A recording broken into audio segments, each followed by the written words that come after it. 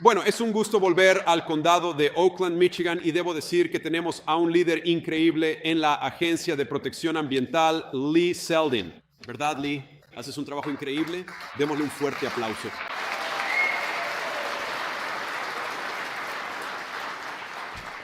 Por favor, tomen asiento, tomen asiento. Un político con un micrófono. Estaré aquí arriba unas 3 horas, así que no queremos que nadie se desmaye. Pero aquí tenemos a un líder en la EPA que reconoce que debemos proteger el aire limpio y el agua limpia de Estados Unidos. Claro, todos queremos un entorno seguro para nuestros hijos, pero podemos lograrlo manteniendo la economía más fuerte del mundo. Y eso es exactamente lo que Lee Zeldin ha hecho por nosotros. Ha sido bueno para los trabajadores de Michigan, ha sido bueno para las familias de Michigan, ha sido bueno para construir y fabricar cosas en Estados Unidos, porque reconoce que a menos que eliminemos todas estas regulaciones locas, como reconoce el presidente Trump, nunca reconstruiremos el sueño americano. Así que, Lee, gracias por todo lo que haces, y para los republicanos en la sala, que espero sean la mayoría,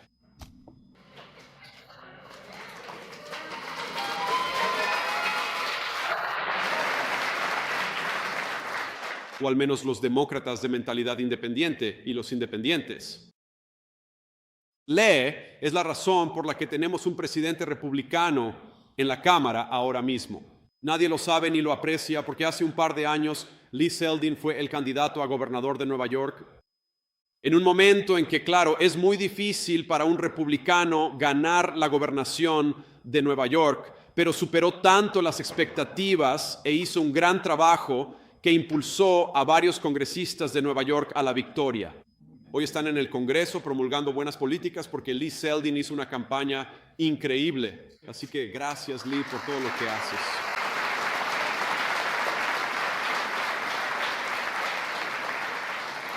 Ahora, en lo personal estoy muy agradecido y aprecio la cálida bienvenida que le dieron a nuestra segunda dama, mi esposa, Usha Vance. Gracias por estar aquí, cariño.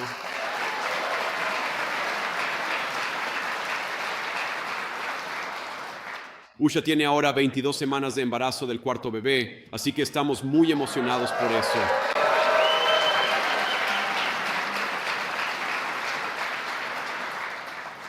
Cuando decidimos postularnos para la vicepresidencia, le dije que quería un 4º hijo. Ella respondió, puedes ser vicepresidente o tener un 4º bebé. Pero damas y caballeros, soy persuasivo porque obtuve ambos.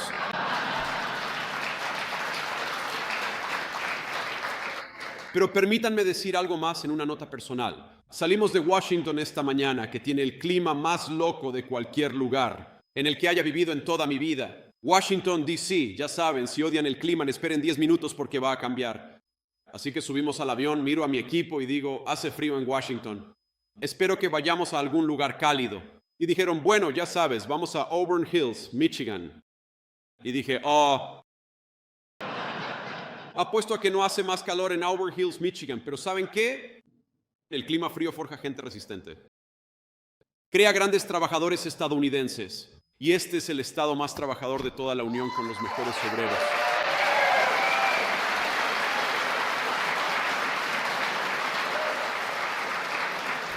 Y todos ustedes saben, como exalumno de Ohio State, lo difícil que me es decir eso. Pero les voy a dar un poco de lata aquí, porque claro, esta increíble empresa en la que estamos con 100 fabricantes estadounidenses de alta calidad haciendo grandes cosas, se llama Engineering Design Services Incorporated, y conocí a algunos de los líderes justo tras bambalinas. Y por supuesto, muchos de ustedes son quienes trabajan con sus manos, con sus mentes, y mantienen en marcha este gran renacimiento de la manufactura estadounidense. El hecho de que hayamos sumado más de 2,000 empleos manufactureros en este estado desde que Donald Trump es presidente es testimonio de lo que ustedes hacen posible. Porque cruzando la calle tenemos a Fanuc, una de las empresas de robótica más grandes del mundo, y todo lo que ustedes hacen cada uno de los días hace posible que Fanuc haga lo que hace. Y me encanta esa conexión. Amo esa sinergia entre obreros estadounidenses aquí y enfrente creando robótica para que obreros en Wisconsin fabriquen cosas que no hacían hace 2 años. Y la razón por la que eso ha sucedido es porque Donald J. Trump decidió que estábamos hartos de enviar empleos estadounidenses al extranjero. Estábamos hartos de enviar la industria estadounidense al extranjero. Vamos a construir justo aquí en Michigan, aquí mismo en casa, aquí en los Estados Unidos de América, y eso es lo que hemos hecho.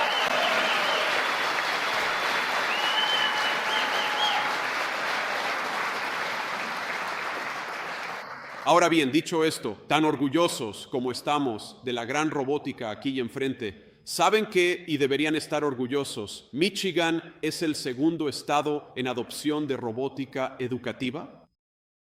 No lo sabía hasta que hablé con alguien tras bambalinas. El segundo estado de los 50. Y aquí es donde viene la lata. ¿Adivinen cuál es el número 1?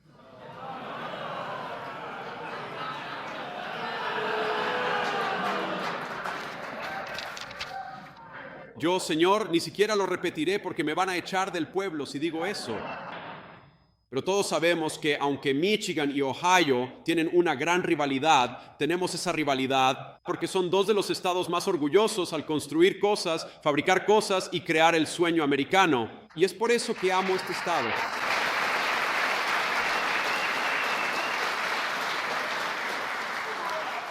Pero quiero hablar un poco sobre lo que el presidente de los Estados Unidos y todo el equipo han hecho con la industria automotriz en el gran estado de Michigan. Sé que no estamos en una planta automotriz, pero esta es una economía que depende de los fabricantes de autos estadounidenses y es una de las cosas que más me enorgullece que hayamos hecho. Porque heredamos un país donde Joe Biden y los demócratas intentaban librar una guerra contra nuestros fabricantes de automóviles estadounidenses. Estaban creando miles y miles de páginas de nuevas regulaciones. Le estaban declarando la guerra a la energía estadounidense. Intentaban obligar a cada persona en este país a conducir un vehículo eléctrico. Hasta hace aproximadamente 1 año y 2 meses, cuando Donald J. Trump llegó a la Casa Blanca y dijo, ¿saben qué? Creemos que deberían poder conducir el auto que se les pegue la gana en los Estados Unidos de América, porque queremos que la gente elija. Aquí va una estadística. En 2025, el año pasado, ventas de vehículos nuevos en los Estados Unidos aumentaron un 2.4%, que es el mayor salto en automóviles fabricados en Estados Unidos desde el 2019, la última vez que Donald J. Trump fue presidente. Hemos visto solo en los últimos 6 meses, hemos visto los efectos de nuestra política fiscal empezar a abrirse camino en la industria automotriz de Michigan. Ya saben, esos recortes de impuestos para familias trabajadoras que Lee ayudó a aprobar y John James y muchos de nuestros grandes habitantes de Michigan lo hicieron posible. Eso es dinero real en sus bolsillos. Para nuestras empresas, eso significa que pueden contratar e invertir más, creando empleos en nuestro país. Además, esos recortes de impuestos para familias trabajadoras hacen que no paguen impuestos sobre el seguro social. Si les gusta que no haya impuestos sobre el seguro social, recuerden que los republicanos lo hicieron posible en el Congreso.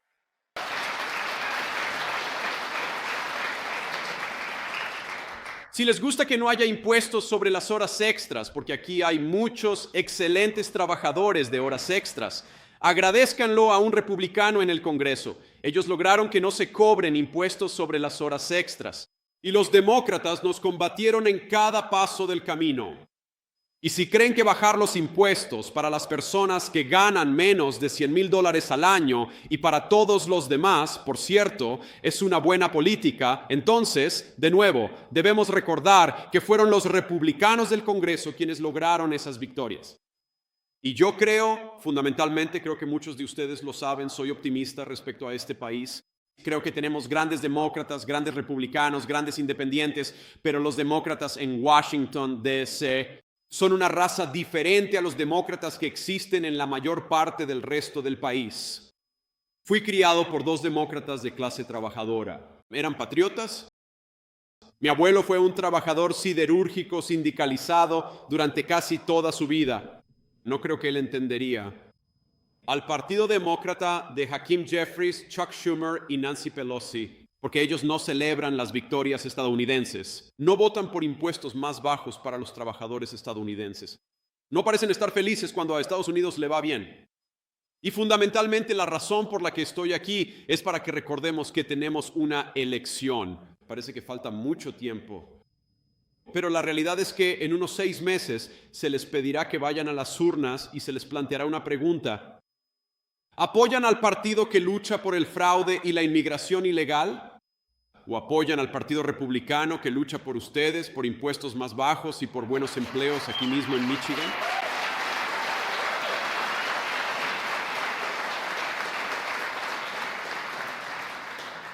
Y quiero asegurarme de leer, quiero decir, cosas de las que me enteré justo en el avión, que están sucediendo en este increíble estado. Saben que Detroit Diesel, uno de los mayores fabricantes de motores, anunció que añadiría un tercer turno y reincorporaría a trabajadores despedidos el año pasado. ¿Por qué creen que pasó eso? Eso sucede por 2 razones.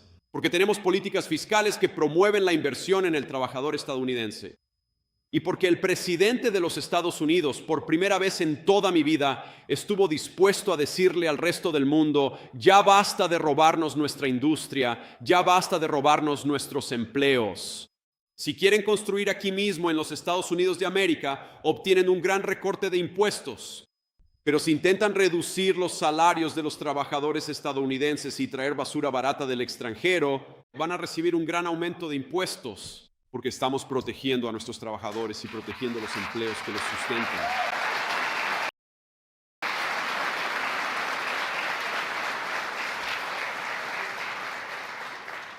Así que eliminamos el mandato de los vehículos eléctricos.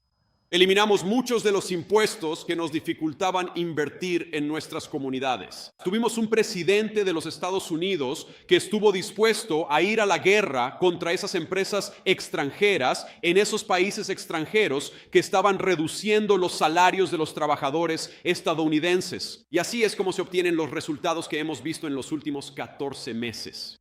Y les diré, porque lo veo todos los días, hablé con él esta mañana antes de salir hacia Michigan. El presidente de los Estados Unidos está orgulloso de este historial, pero es más impaciente que cualquier persona que haya conocido.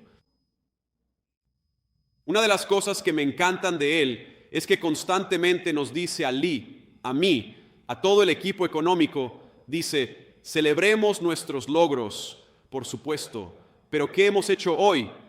¿Qué hemos hecho en la última semana? ¿Qué hemos hecho en el último mes para que este progreso continúe?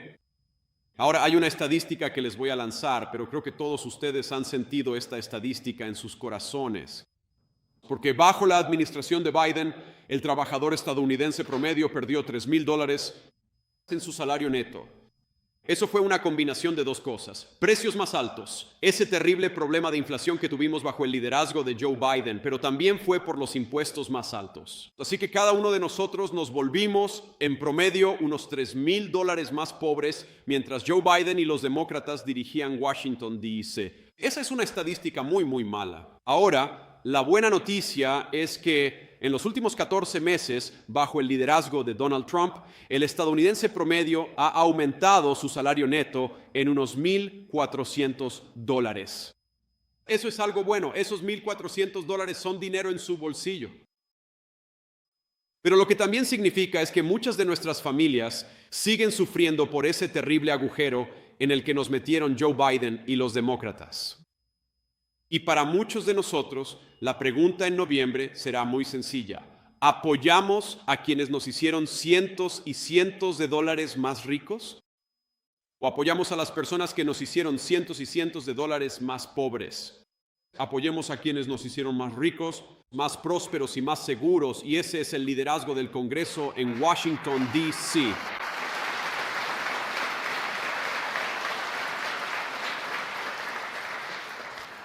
Porque el asunto es este, ya saben, yo aterricé, ni siquiera recuerdo en qué aeropuerto, pero fue un viaje de unos 20 minutos de allí hasta aquí. Y miraba a mi alrededor y pensaba, y de nuevo, por eso, aunque soy de Ohio State, amo este estado. Me recordó muchísimo a mi ciudad natal.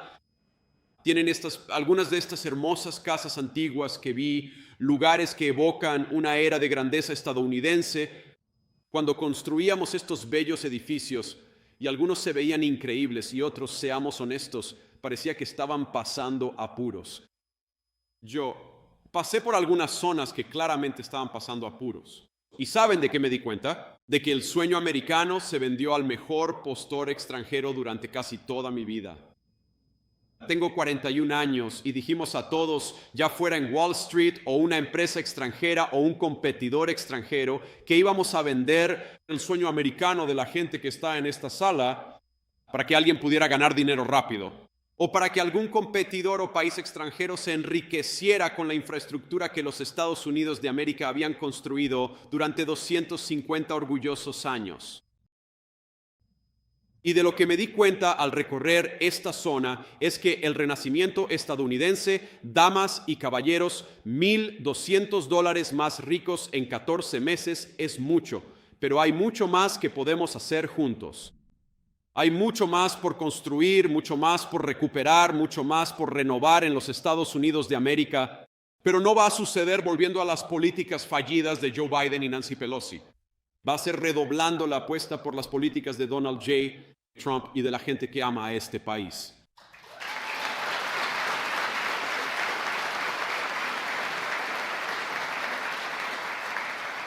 De la misma manera que el sueño americano no se vendió en un año, nos llevará más tiempo reconstruirlo.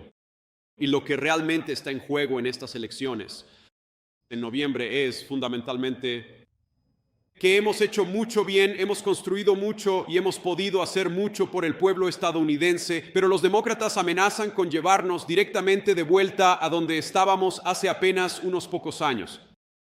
Y todos conocemos las estadísticas económicas. Todos sabemos que lo hemos sentido en nuestros bolsillos, que todo, desde la comida hasta la factura eléctrica de casa, subía a un nivel que no se había visto en 40 años con Joe Biden.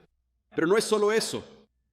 Porque el sueño americano, amigos míos, como todos saben, no se trata solo de salir y poder comprar algo, por importante que sea. No se trata solo de la economía, de los dólares y centavos, aunque, por supuesto, exigimos que nuestros ciudadanos sean más prósperos. También se trata de paz y seguridad. Se trata de estar a salvo en tu propio hogar. Se trata de lo que yo considero una idea clásica americana, que solo porque creciste en una familia pobre como la mía, no significa que no debas poder caminar por la calle con total seguridad y protección en tu propio país. Y eso es lo que Joe Biden y su liderazgo y Nancy Pelosi y todos estos payasos en Washington, eso es lo que más han intentado quitarnos. ¿De dónde creen que salió el fentanilo que inundó nuestras calles y mató a cientos de miles de nuestros ciudadanos? Vino de la frontera totalmente abierta de Joe Biden. ¿De dónde creen que vinieron las tasas de criminalidad y de asesinatos más altas durante esa administración? Vinieron del hecho de que le declaramos la guerra a la policía en lugar de a los criminales que delinquían. ¿A qué creen que se debe que tuviéramos tasas de asesinatos elevadas, no solo en las grandes ciudades, sino en pueblos pequeños, porque dejamos entrar a cientos de miles de criminales violentos a los Estados Unidos? Así que cuando hablo del sueño americano, me refiero primero a que quiero que tengan un buen trabajo, que les pague un buen sueldo, que les permita poner comida en la mesa y también tomar vacaciones cada año. Además, tenemos que sacar de nuestro país a quienes hacen nuestras ciudades menos seguras y centrarnos primero en los ciudadanos americanos.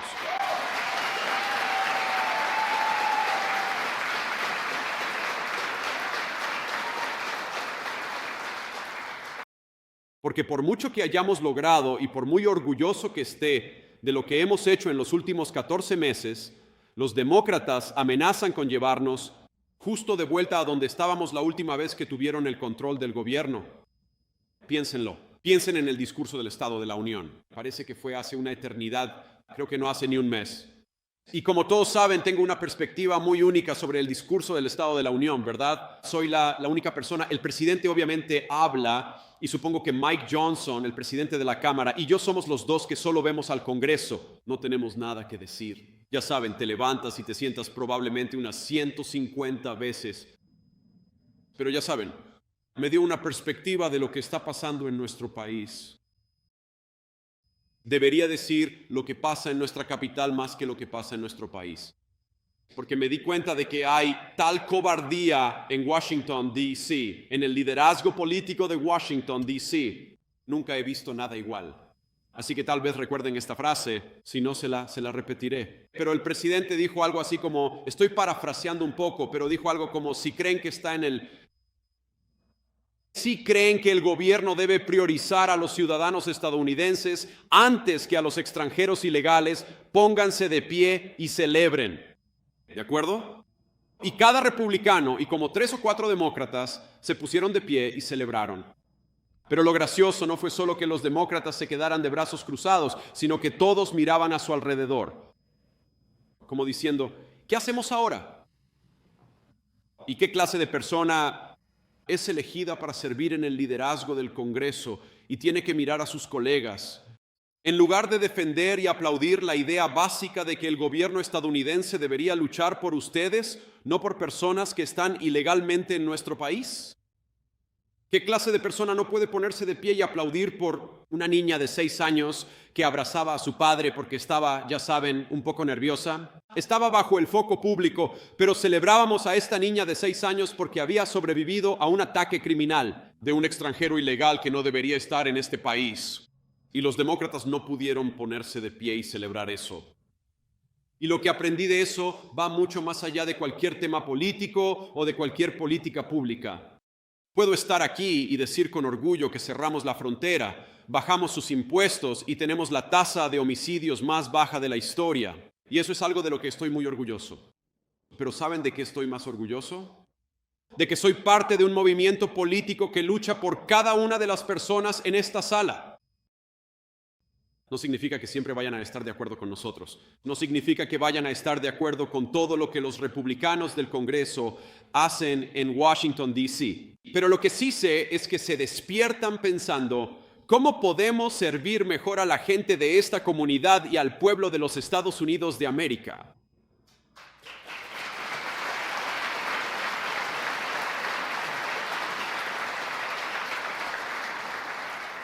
Y esa es la mayor línea divisoria y me rompe el corazón decirlo. La mayor división en nuestra política no es la política fiscal o regulatoria, ni siquiera la inmigración, por mucho que a ustedes y a mí nos importen todas estas cosas. La mayor línea divisoria en nuestro país es que tenemos en Washington, D.C., un movimiento político dedicado al fraude, a la inmigración ilegal y a asegurar que este país sea seguro para ellos en lugar de ser seguro para el resto del mundo, para nosotros.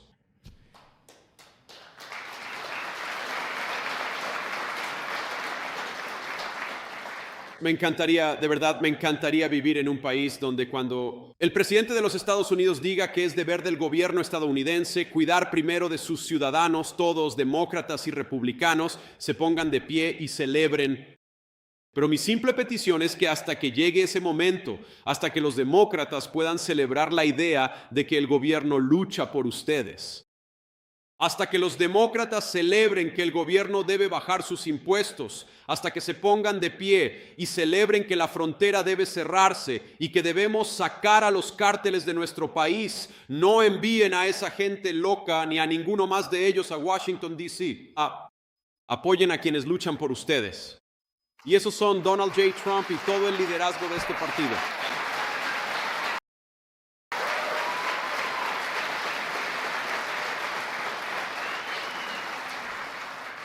Bien, ya he dicho todo, o al menos casi todo lo que quería decir, pero solo quiero dar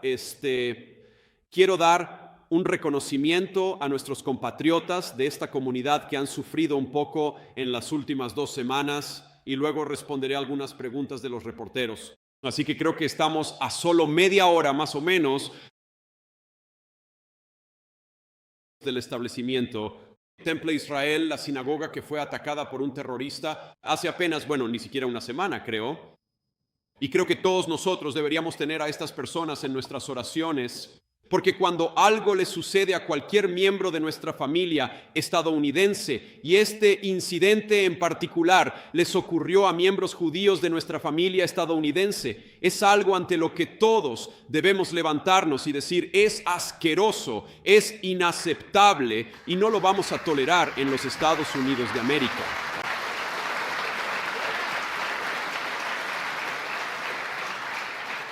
Así que espero que toda la gente de Temple Israel sepa que rezamos por ellos, que pensamos en ellos. Desde el presidente de los Estados Unidos, la vicepresidenta y todos los demás, los queremos y estamos orgullosos de cómo han manejado esta situación en particular porque es difícil. En particular, ya saben, hubo un veterano de la policía que era guardia de seguridad llamado Danny Phillips, y Danny Phillips fue uno de los héroes ese día. Él resultó herido protegiendo a la gente de esa comunidad, y espero que todos le demos un gran aplauso y una oración a Danny Phillips.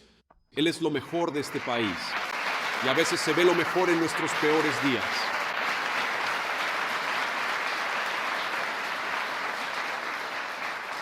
Así que con eso diré gracias a todos por recibirme. La diversión aún no termina. Responderemos algunas preguntas de los reporteros. Pero si pudiéramos, lo que me gustaría es empezar primero con los reporteros locales y luego, si tenemos tiempo, pasaremos a los reporteros nacionales después. Bien, adelante, muchachos. Vicepresidente Brett Kast de WXY Suiza en Detroit, gracias por responder. Los precios de la gasolina suben aquí, sobre todo en el área metropolitana, por la situación en Irán y el estrecho de Hormuz. ¿Qué hace la administración para mantener bajos los precios y hacia dónde cree que irán en el futuro cercano? Bueno, ya saben, el presidente de los Estados Unidos ha sido muy claro al respecto. Miren, los precios de la gasolina subieron y lo sabemos, y sabemos que la gente está sufriendo por eso. Y estamos haciendo todo lo posible para asegurar que se mantengan bajos. Diré que ya saben, el presidente dijo esto y ciertamente estoy de acuerdo. Este es un bache temporal. Bien, lo que pasó bajo la administración Biden es que la gasolina estuvo cara por 4 años. Los precios de la gasolina están más altos ahora. Y francamente, ni siquiera están tan altos como en ciertos momentos de la administración Biden debido a lo que ocurre en el Medio Oriente. No va a durar para siempre. Nos encargaremos del asunto. Vamos a volver a casa. Y cuando eso pase, verán que los precios de la energía vuelven a la realidad. Pero mientras tanto tenemos un problema. Sabemos que tenemos un problema. Hacemos todo lo posible para solucionarlo. Un par de cosas, un par de medidas que hemos tomado en las últimas 2 semanas es que trabajamos con muchos aliados en todo el mundo que sufren esto, francamente, más que nosotros. Porque a diferencia de Estados Unidos, donde buscamos una agenda de dominio energético, hay mucha gente en el mundo centrada en estafas de energía verde y están sufriendo mucho más que nosotros. Así que, aunque debemos enfocarnos en bajar los precios de la gasolina, la realidad es que en el extranjero lo sienten mucho peor que nosotros. Porque nosotros hemos tomado medidas para proteger nuestra economía energética. Por ejemplo, lo que hicimos con estos aliados fue liberar cientos de millones de barriles de todas estas reservas de petróleo para poder ejercer una presión a la baja sobre los precios. Estamos trabajando en varias cosas. De hecho, un par de cosas que creo que se anunciarán en las próximas 24 a 48 horas. No quiero adelantarme al presidente, pero reconocemos que es un problema. Estamos luchando contra ello y prometemos que cuando este conflicto termine, cuando esta operación termine, veremos que los precios de la energía vuelven a la realidad, porque eso es lo que el presidente prometió hacer. Él cumplió con una agenda de dominio energético. Nos ha hecho mucho más seguros ante estas cosas. Pero sí tenemos un camino difícil por delante las próximas semanas, pero es temporal.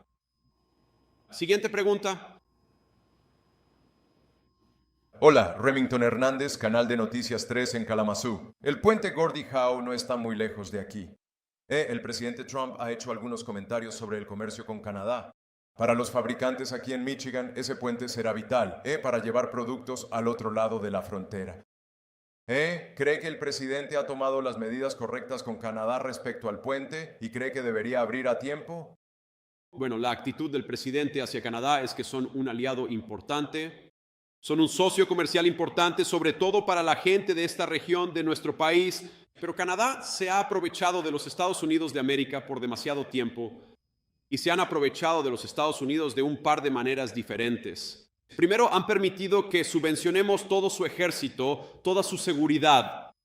Canadá no paga prácticamente nada, al menos hasta hace un par de años, por su propia seguridad, lo que significa que nosotros tuvimos que pagar la cuenta. ¿Es justo para usted y sus hijos que tengan que pagar por el ejército de un país extranjero? No. Así que el presidente de los Estados Unidos les dijo a los canadienses, primero, tienen que tomarse su propia seguridad más en serio. Siempre serán un aliado, pero ¿por qué no tienen un poco más de autosuficiencia? Y creo que eso tiene todo el sentido del mundo. Lo segundo que dijo el presidente es, si vamos a ser amigos de verdad, tienen que tratar a nuestros trabajadores tan justamente como hemos tratado a los canadienses por 40 años. De nuevo, hemos dejado que tanta gente durante todo el tiempo que he estado vivo se aproveche de los Estados Unidos de América. El presidente dijo, si van a aplicar un arancel a nuestros bienes, nosotros también aplicaremos un arancel a los suyos. Es justicia básica. Eso es lo que hemos hecho. Nuestra esperanza con Canadá, y creo que lo lograremos, es llegar a un punto donde ambos países traten a los trabajadores del otro con justicia y sean aliados y amigos de verdad, no alguien que se ha aprovechado de nosotros, como ha pasado la mayor parte de mi vida. Gracias. Siguiente pregunta. Will Jones del canal Local 4, con la guerra en curso con Irán y el reciente ataque que acaba de mencionar en una sinagoga no muy lejos de aquí.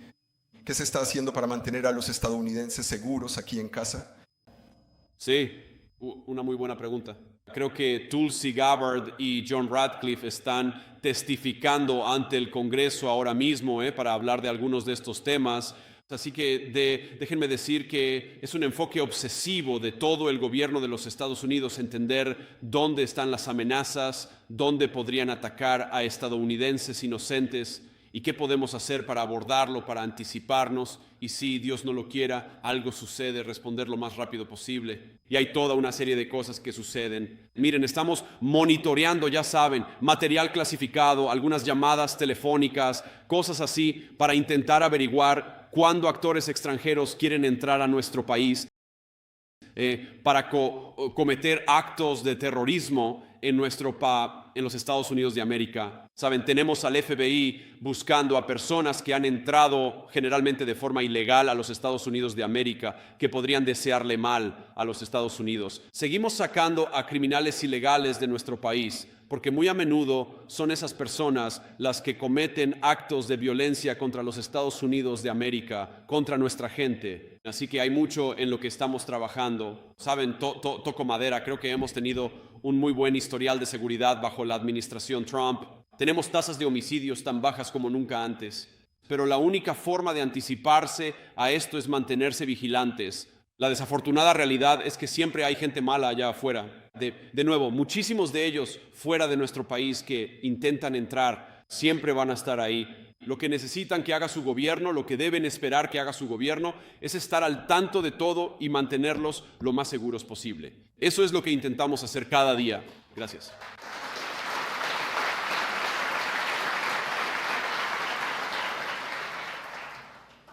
Colin Jackson, Red de Radio Pública de Michigan. Estamos viendo que ICE expande su presencia en el sureste de Michigan con desarrollos cerca del aeropuerto de Romulus y oficinas en Southfield. Me pregunto qué palabras tendría para los miembros de la comunidad que puedan estar preocupados de que esto lleve a un aumento de tácticas de inmigración agresivas como las que hemos visto en Minnesota o Chicago. Bueno, lo que diría es que saben, el ICE tiene un trabajo muy sencillo y no es solo el ICE, es todo el gobierno federal. Las agencias del orden, las diversas, ya saben, agencias de 3 letras que existen dentro del gobierno federal. Es dar seguridad a la gente y el ICE en particular intenta sacar a los criminales violentos de los Estados Unidos de América. Las personas que no tienen derecho legal a estar en los Estados Unidos de América, lo mejor que podrían hacer es simplemente irse a casa voluntariamente. Eso sería lo más fácil. Y siempre me parece un poco raro cuando los demócratas del Congreso u otros dicen, ¿cómo se atreven? Y luego lo que tanto les ofende es que estemos sacando de nuestro país a extranjeros ilegales, muchos de ellos con antecedentes penales. ¿Cómo nos atrevemos? Eso es lo que deberíamos estar haciendo. Lo que prometimos cuando el pueblo estadounidense eligió a Donald Trump como presidente, proteger al pueblo estadounidense. Escucharon al último interlocutor preguntar justificadamente cómo mantenemos a la gente segura. Una forma es asegurarnos de que las personas peligrosas estén fuera de nuestro país y si están dentro, que estén en una celda, que es donde deben estar.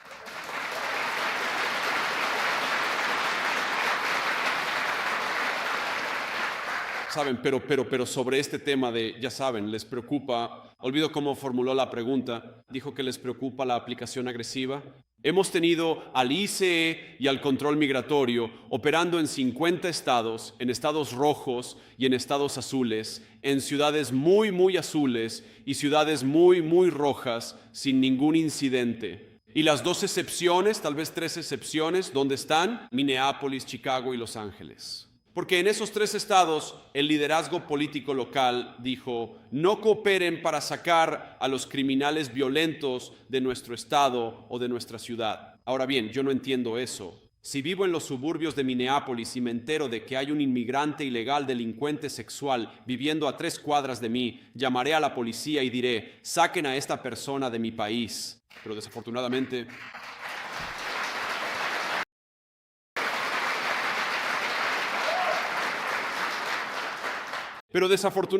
ha habido algunos gobernadores y un par de alcaldes que han dicho que harán todo lo posible para crear conflictos civiles bloqueando el control migratorio. Lo que le pediría a la gente del pueblo, lo que le pediría a todos en estas comunidades es que le digan a sus líderes locales que quieren que cooperen para sacar a la gente mala de los Estados Unidos de América. Mientras tengamos la cooperación y mientras trabajemos en equipo, el caos que ven en Minneapolis no va a suceder. Solo ocurre cuando hay un liderazgo político roto y disfuncional que intenta impedirnos hacer nuestro trabajo.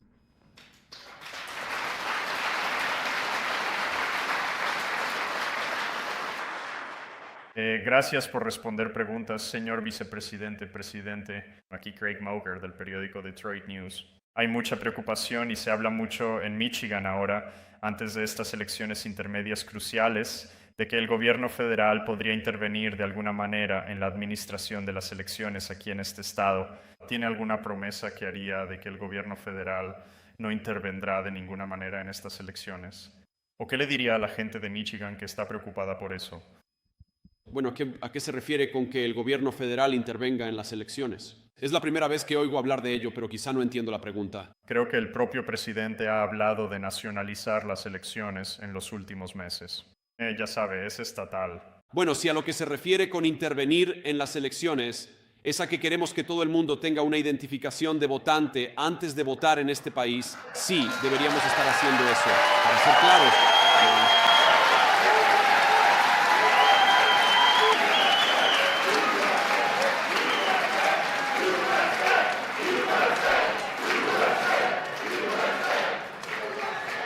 quiero decir, si a lo que se refiere es a que, ya sabe, Marco Rubio tiene como 5 trabajos. ¿Va el presidente a enviar a Marco Rubio a Michigan para ser contador de votos como su 6º cargo? No lo creo. No he hablado con el presidente ni con Marco sobre eso. Pero miren, hay muchas tácticas de miedo y mucho lenguaje alarmista circulando por ahí. Saben, el presidente y yo hemos estado trabajando muy duro. De hecho, ayer obtuvimos una buena votación en el Senado de los Estados Unidos sobre la ley Salvemos a Estados Unidos, que es una legislación muy simple que hace varias cosas. Pero una de las cosas que hace es, de hecho, establecer este principio tan simple de que si vas a votar en una elección federal, debes mostrar una identificación antes de hacerlo. Creo que eso es puro sentido común.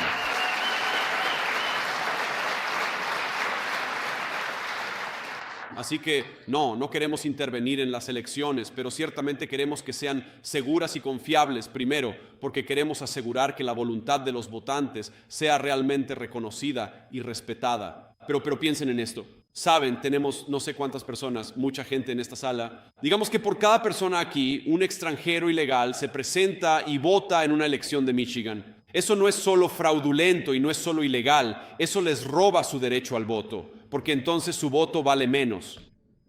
Si creen como yo que el pueblo estadounidense es soberano en su propio país, entonces deben creer que su voto debe ser protegido. Y la única forma de proteger plenamente su voto es evitar que los estafadores vengan a votar en una elección estadounidense.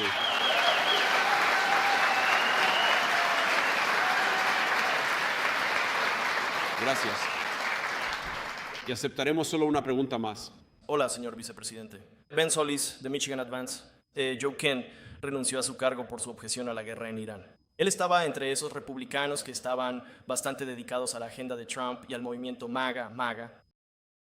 Entonces, ¿qué dice su salida sobre la fractura de esa coalición por la guerra? ¿Y qué puede decirles a quienes creen profundamente en la agenda del presidente, pero están realmente preocupados por las consecuencias de lo que depara la guerra en Irán? Bueno, miren, el presidente ha dicho esto, yo he dicho esto, a nadie le gusta la guerra, ¿verdad? Y les garantizo que el presidente de los Estados Unidos no está interesado en meternos, ya saben, en el tipo de atolladeros a largo plazo que hemos visto en años pasados.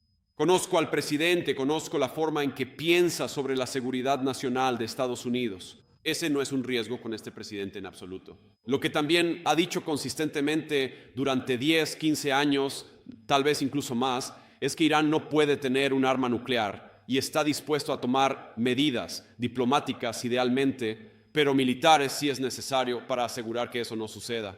De eso se trata todo esto. No queremos que los iraníes tengan un arma nuclear. El presidente ha sido claro al respecto y eso fue lo que llevó a la decisión del presidente de hace, unas 3 semanas. Ahora, preguntaste sobre Joe Kent.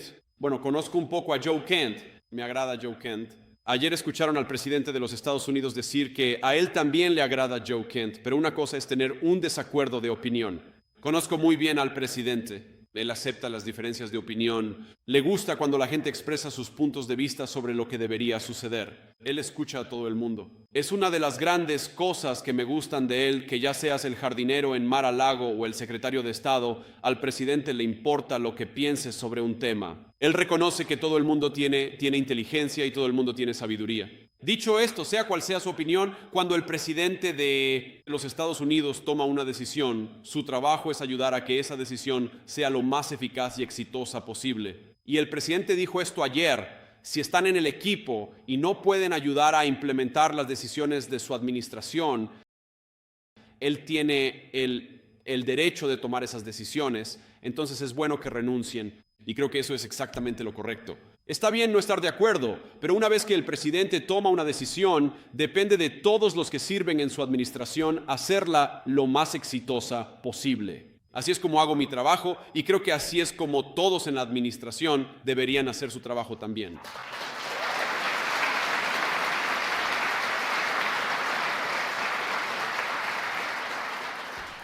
Así que permítanme decir esto para cerrar aquí. Saben, estamos aquí en el gran estado de Michigan. Regresaré a Washington, D.C. esta noche. Pero solo quiero decir que sé que ustedes son las personas que realmente hacen que este país funcione. Saben, un momento muy formativo para mí por muchas razones, en parte porque todos nuestros líderes se volvieron locos. Fue la pandemia de COVID y recuerden cómo cerraron todo. Y yo seguía pensando para mis adentros que conozco a mucha gente que trabajaba en la manufactura, conozco a mucha gente que siguió yendo a trabajar porque no tenían otra opción. Y francamente, aunque a los Estados Unidos de América le iría muy bien con unas cuantas personas menos en Wall Street, en Microsoft Excel, a Estados Unidos no le va nada bien si nuestros fabricantes y la gente que construye y hace cosas no se presentan a trabajar y se aseguran de que Estados Unidos tenga lo que necesita. Así que una de las formas en que pensamos en nuestra administración, una de las formas en que pensamos en nuestro objetivo es que les servimos a ustedes. Ustedes lucharon por nosotros durante suficiente tiempo. Nosotros tenemos que luchar por ustedes. Han hecho su trabajo por los Estados Unidos de América y van a seguir haciéndolo. Es hora de tener un gobierno que trabaje para ustedes. Ya mencioné esto antes.